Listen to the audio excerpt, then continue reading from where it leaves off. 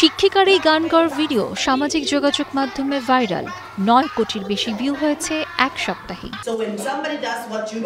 বিশ্বজুড়ে পরিচিত মুখ হয়ে উঠেছেন নামিবিয়ার প্রাথমিক স্কুল শিক্ষিকা গিল্ডা ওয়াটারবোয়ার। লিনাস লিটল ওয়ান্স নামের শিক্ষণীয় ইউটিউব ভিডিও থেকে অনুপ্রাণিত হয়ে নিজের শ্রেণীকক্ষে শুরু করেন শিশুতো সেই গান।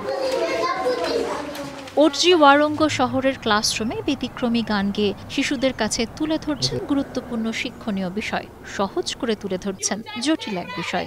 ছন্দ তালে পাঠ দিচ্ছেন শরীরের প্রতি সচেতনতা আর ব্যক্তিগত নিরাপত্তার।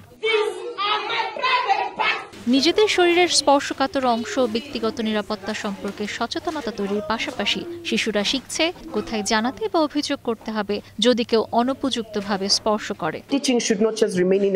আমি প্রতিজ্ঞা করেছি আমি হব সেই শিক্ষক যেরকম শিক্ষক আমি নিজে কোনোদিন পাইনি। আমার শিক্ষকতা শুধু জীবিকা নয়, বরং শিশুদের জীবনে ছাপ রাখার মতো একটি দায়িত্ব।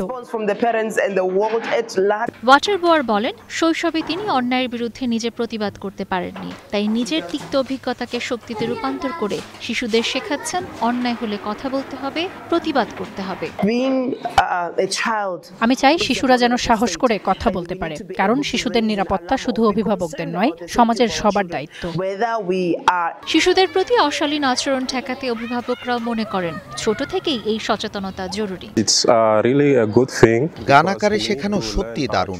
এতে শিশুরা বুঝতে শিখবে তাদের শরীর নিরাপদ রাখতে হবে, আর অনুমতি ছাড়া কেউ তাদের স্পর্শ করতে পারবে না। বিশেষজ্ঞদের মতে নামিবিয়া সহ বিশ্বজুড়ে শিশু নির্যাতন ও লিঙ্গভিত্তিক সহিংসতা মোকাবেলা এক বড় চ্যালেঞ্জ, যা প্রতিরোধের মূল দায় বড়দের। তারপরও শিশুদের সচেতন করাটা খুবই গুরুত্বপূর্ণ। আমাদের প্রাপ্তবয়স্কদেরই হতে হবে রক্ষক। পরিবার, স্কুল কিংবা সমাজ, সবখানে আমাদের দায়িত্ব শিশুদের কষ্ট থেকে রক্ষা করা। গিল্ডা ওয়াটারবোয়ারের এই ছোট্ট উদ্যোগ এখন অনুপ্রেরণা হয়ে উঠেছে হাজারো শিক্ষকের কাছে, আর শিশুদের মনে জন্ম দিচ্ছে সাহসের বীজ, নিজেদের নিরাপত্তার কথা জোরে বলার, দৃঢ়ভাবে দাঁড়ানো। বিশ্ব স্বাস্থ্য সংস্থা WHO এর রিপোর্ট অনুসারে প্রতি 5 জনে একজন মহিলা এবং 7 জনে একজন পুরুষ শিশু যৌন নির্যাতনের শিকার হয়। এছাড়া গ্লোবাল মেটা অ্যানালাইসিস অনুসারে জীবনের কোনো সময় যৌন হেনস্থার শিকার 11% শিশু, 9% শিশু স্পর্শজনিত যৌন সহিংসতার শিকার এবং শতকরা 6% শিশু জোরপূর্বক যৌন সম্পর্কের শিকার হয়।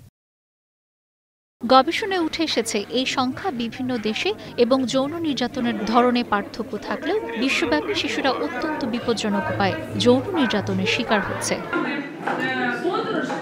Sabina Sultana, star news.